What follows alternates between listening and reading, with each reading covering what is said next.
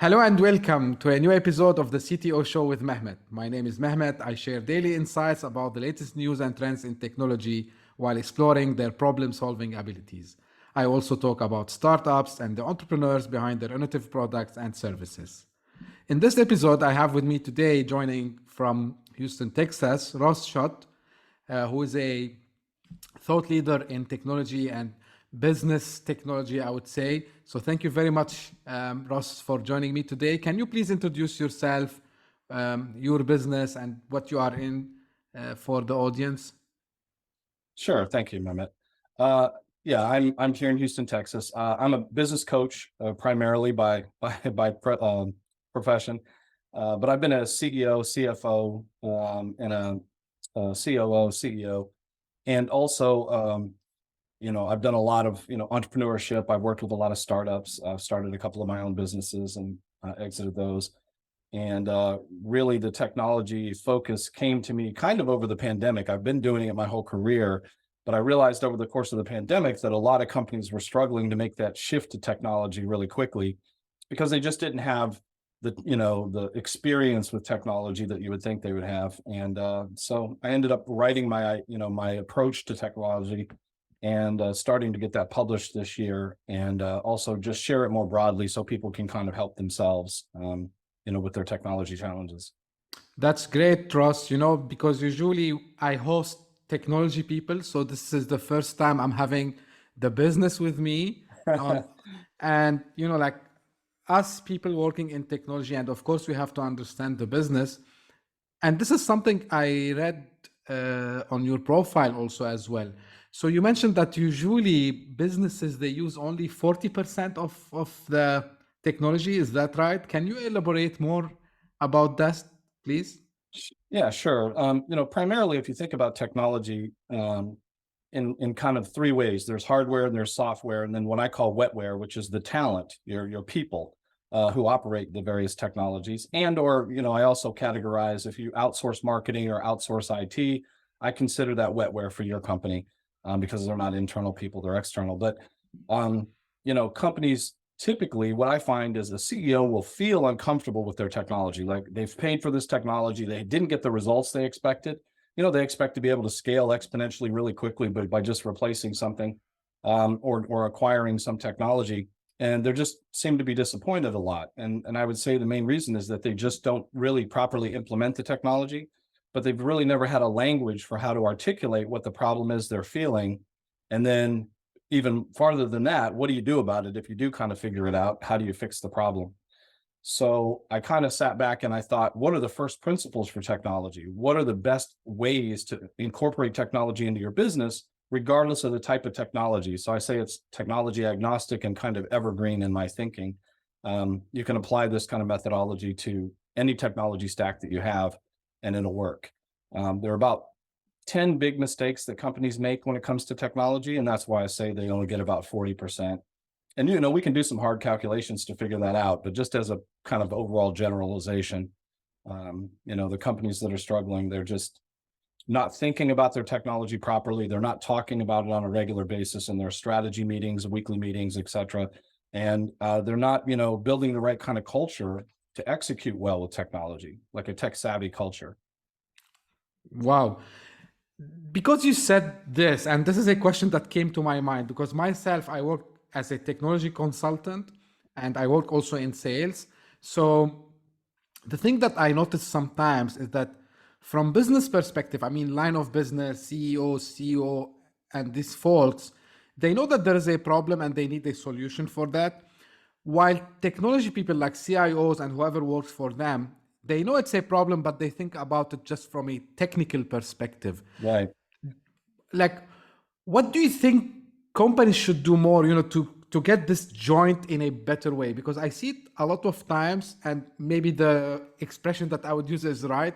So they think that they can sort it out with a painkiller, while the solution is just something that they need a long-term medication. So Right. what's your thoughts are on this one? Yeah, you've identified a clear problem. There's a separation between the departments almost, right? Like the CTO versus the COO. If you think about it in the business sense, people in operations operate software, The people on the technical side make sure that the software works and integrates with other software and hardware and so forth in the company. And unfortunately, those two don't really meet anywhere. Typically, the IT people or the technical people don't really operate the software or the automation or processes or whatever. And typically the operators don't work on the software. So there's this kind of this divide, which is why I think there's confusion. And actually why I was super excited to be on your show, because I would love to talk to CTOs because I even want to build what I've put together. I want to actually create a course and put it into some of the, engineering schools and other schools like that, where they can help CTOs or help technical people really understand from a business point of view, what are we trying to do with the technology? I think one of the places where companies really fall short is they don't have people in their organization that are really good power users of the technology and understand the technology itself. And how to maximize those two things. How do you maximize the technology for your business if you don't understand your business and the technology both really well, Yeah, I have to agree with you because I know it from myself. So I'm a graduate from a computer engineering background. And the moment, I was thinking, yeah, I will be just sitting behind a laptop or a desktop, whatever, and I will be just managing software, managing hardware. I should not care about the business. But with time, I figured out, oh, I missed a lot, because if I understand what I'm doing now, how it will affect my business, it makes sense. And I think it makes the work also much more meaningful. Um, and this is something, I advise people think about any technology, how you can add value by adding revenue, increasing revenues, increasing more customers, avoiding risks, and all this kind of stuff. So just put some metrics to the technology so business people will understand it. So yeah, I 100% agree with you.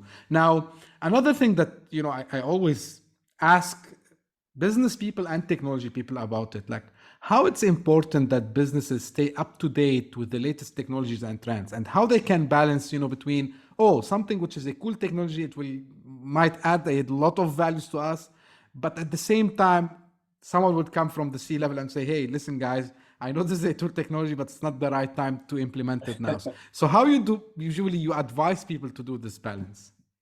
Yeah, I think, you nail it on the head. Even earlier, you said the same thing. You said, the short-term versus the long-term vision of their technology. Well, that's one of the areas where most companies fall down. They don't really have a technology strategy. The CEO or whoever will see some shiny bauble of technology, some really cool thing, and try to implement it in the company. But I think where companies need to start is, first, you really need to be good with the technologies you have. 80% of the work I do is helping a company scale and accelerate the technologies that they have. They don't need new technology initially. They need to really master the technologies they have and the principles for how to effectively implement technology. And then once they're good at that, while they're doing that, right, they want to be having their eye to the future. They want to be looking at technologies that are coming on, onto the world stage, so to speak, not only in their own industry in terms of what their competitors are doing, but also they want to be looking at other industries, at technology that's out there that may intersect their industry at some point in time, or that they can adopt early to kind of get ahead of the competition, right? But most of their challenges start with being good in general at basic first principles of operating and using technology for business, and then figuring out using, kind of strategic approaches to, annual planning, quarterly planning. What are we going to do about our technology stack? When is it going to be time to replace something or upgrade to the next thing? It needs to be part of the conversation, ongoing conversation between obviously the business and technical people. So it's a matter of culture, I think, right? This big time culture. Yeah. Everything starts with people. Yeah, but I had another also episode the other day, and we were talking about digital transformation, and the how it should be focusing on the customer first, and then it should be like an internal culture. Now, a little bit shifting things a bit. You've worked with a lot of C-level executives and entrepreneurs. What have you seen like a common challenges about leveraging the technology, and how did you see them overcoming this? Yeah, so there's like I said, about 10 big mistakes most companies make, and they kind of fall into three categories. One is that we just talked about, how do they strategically think about their technology and plan for what they're going to do with it?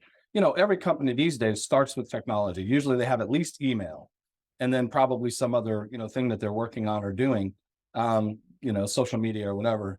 And then as they add technologies, they really don't think through, how do we properly add these? How do we change our behaviors with the old technologies once we've layered something new on it? So that's one of the big challenges, is that as the technology stack grows, it just becomes more complex. But they don't account for that. They don't change behaviors. They don't write new rules or have new practices. The second area is, they don't integrate it well with the other software in the business. Or, as we talked about a moment ago, they have a really cool software which has lots of capabilities, but they haven't figured out how to use those capabilities in their workflows and harness the real power of that technology. And also, or they have old processes and they just put technology on the old processes, so that's not efficient either. And then lastly, as we talked about, the people, having a culture. Not only, I believe every major driver of your business, so let's say you have 10 technologies that you use, I would say 3 to 5 of those are probably critical. For those 3 to 5 major drivers of your business, you should have at least 2 power users in your company. And by power user, I mean on a scale of 1 to 10, a 1 being they don't even know what the technology is, and a 10 being not only are they so good at it, they could onboard other companies, they could sell this product or software or hardware because they're so good with it. You need to have at least a couple people that are around an 8 and understand your business, because that's the only way you can make the best decisions for how to use this technology and leverage it. And so a lot of companies have no power users on their major technologies. They don't have any rules about how to use technology. I'll give you a simple example that usually covers all different types of technology, but I'll use a simple example. I'll go into a company and say, can I see this document? And I'll watch the person spend 10 minutes trying to find the document, because they don't remember if it was sent to them in email or in a chat like Slack, or project software like Asana, or if it's on an intranet somewhere, or if it's stored locally on their computer in a folder. They're looking all over for it. They spend about 10 or 15 minutes looking for it. They finally find the document and they look up smiling, hey, I got it. And I asked them, is that the most recent one? And their face kind of twists, because they don't know, because the company has no protocols, no rules for how do we store documents? How do we make sure it's the latest one? How do we name it? So if you have to search for it, you can find it quickly. These are just basic principles that most companies don't take the time to really think through and put together and enforce. So those protocols are really critical. And then lastly, as you mentioned, having a good culture of tech savviness, right? Hire people that are tech savvy, interview for it, reward people that really know how to use your software, recognize people that take the extra effort. Most companies have software or hardware in their company, and they kind of leave it up to the employee to self-teach themselves, go into the knowledge base of the software and learn it, after a short onboarding. And again, unfortunately, most people are just going to thin slice it. They're going to learn what they really just barely have to do to get by. Most, I'm not saying everybody, but most. And unfortunately, that means you're not getting the most out of that technology. They're just getting by with it. You're not excelling at the use of technology. You're just getting by, Yeah, and especially to the point you mentioned about, like when they try to find a file, or like, because I work on the other side as well. And we used to have back in the days policies, procedures, but unfortunately, people think that these procedures and policies are written just for the purpose of auditing. They don't refer to them well. And I think there is a challenge and maybe an opportunity, because every challenge has an opportunity, Right. for something that comes and, can automate some of this stuff. So very much to the point, I would say. Now, like also when I've seen like you've spoken alongside to some impressive names in the tech industry yourself, Ross. And what do you think was the most valuable lesson and insight that you have gained and you can, share to people who are just, like trying to get their feet to the ground with the business and technology? Yeah, I don't know. I'd say there's probably a couple things. Really, it's the magic of technology. Like you'll see sometimes when you see my name, it says the technomancer. A technomancer is from science fiction. It's someone who can work magic with technology. And I think all of us at some point have kind of a love-hate relationship with technology. We love it when it works well because it is like magic. And then when it's not working well, it's very frustrating, and it can be very frustrating for employees and all of us really. So I would say, I think the importance of technology, I don't think it can be overestimated. I mean, if you really harness, I always say, technology in business is a necessity, but technology done well in business is a competitive advantage. And that's proven in the research. If you look at the numbers, if you're really good at using your company's technology, you're 3 times more likely to be leading your competition, to be ahead of the game. You're, way more likely to double your return on assets. And by almost every metric, good, strong use of your technology will make the most difference in your organization for you and your people, and your customers. So I just think that it can't be understated, and I like to think about, Peter Diamandis, I worked with him for a while, and I love his view of life and technology, right? Technology solves so many problems in the world. Obviously it's created some, but it's solved way more than it's created, and has given us, kind of on the verge of an abundant lifestyle in some countries. And technology has the promise of giving us that everywhere. So if we really leverage it, well, we can do the right things, for us, for the environment, for the world, and for our, constituents, our stakeholders. I say, most of what I talk about is common sense. It's just not common practice. Yeah, I agree. There is a saying, I cannot remember who said that, but that every business today should be behaving as if they are a technology company themselves. Do you agree with that? Yeah, I would say a technology company who loves people, let's say. And I think to your point a minute ago, you were talking about, really focusing on the customer, right? If you start at the customer, solving the problem for the customer, that doesn't mean, a lot of companies will almost make the customer an employee by having them work their way through processes, on a phone, and, pushing buttons and all of that kind of stuff. And I think that's great. And it's very powerful to do that in some situations, but also I think we don't want to lose sight of the human touch, right? Being able to kind of blend that technology with the right implementation of human touch along the way, is really where a lot of the magic and innovation can come from, Yeah. Um, this is also a question which becomes like a traditional one, but I like to hear different opinions on that matter. So, what do you think are the emerging technologies or trends that will really impact the business in the next, I used to say 5, 10 years, but with the, with the fast-paced technology, I would say, let's say, on the short term and the long term. And of course, like, there are well-known things out now, like AI and these things. But what do you think really would be the emerging technologies that will have the most effect on businesses? I mean, I think you can't discount AI, of course. Like if you've played with Chat GPT or Of some of these course. other natural language programs that they've got going, they're becoming more and more powerful, and they're only going to get better and faster. I think Ray Kurzweil predicted, by 2049, it would be smarter than everyone on the planet. And I don't know that we're not on pace for that. So there are quite a few things that can happen with AI. I think another area is obviously energy. Everyone's looking at wind and solar, but I really think nuclear fusion is probably not too far off the horizon.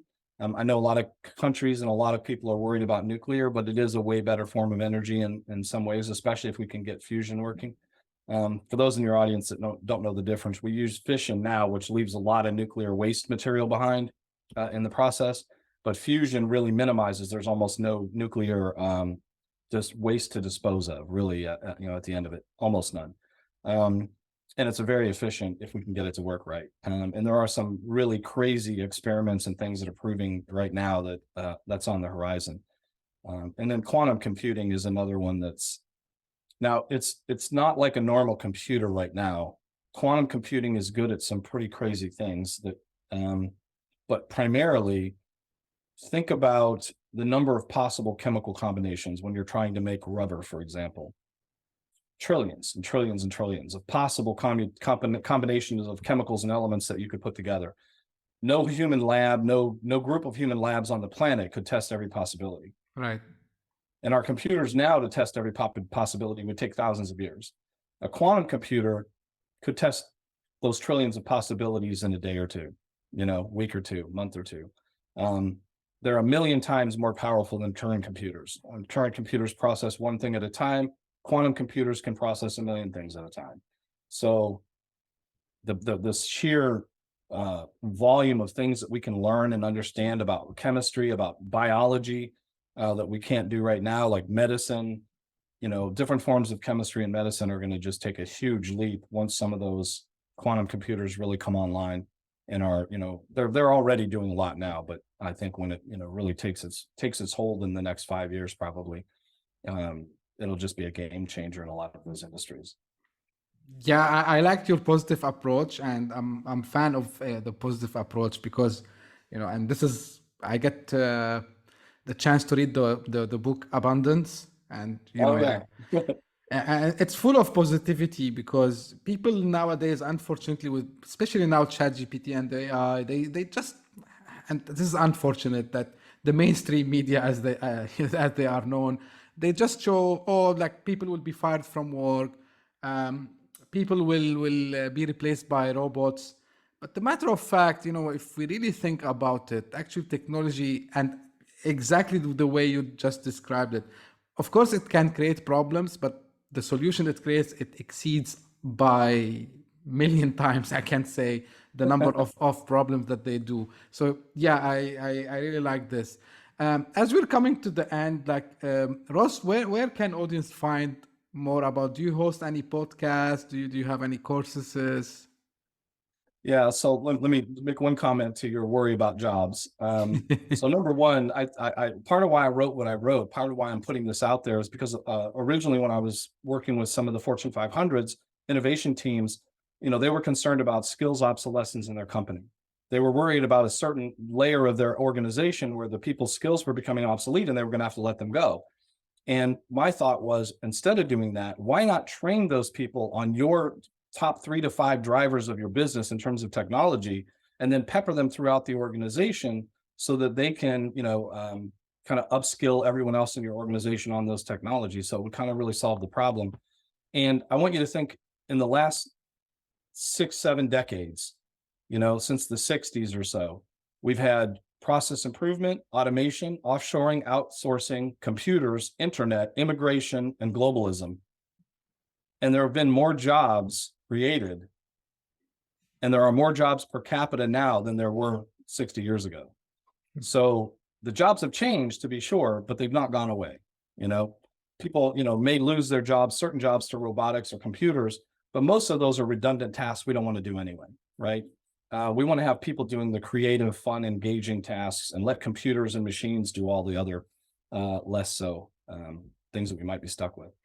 And with regard to where I'm at, I am doing a lot of podcasts right now. The easiest thing to do is just to reach out to me by email. Okay. I do have 2 publications coming out in March. I have a chapter called A CEO's Guide to Technology, and how to maximize the speed, leverage, and predictability for your business.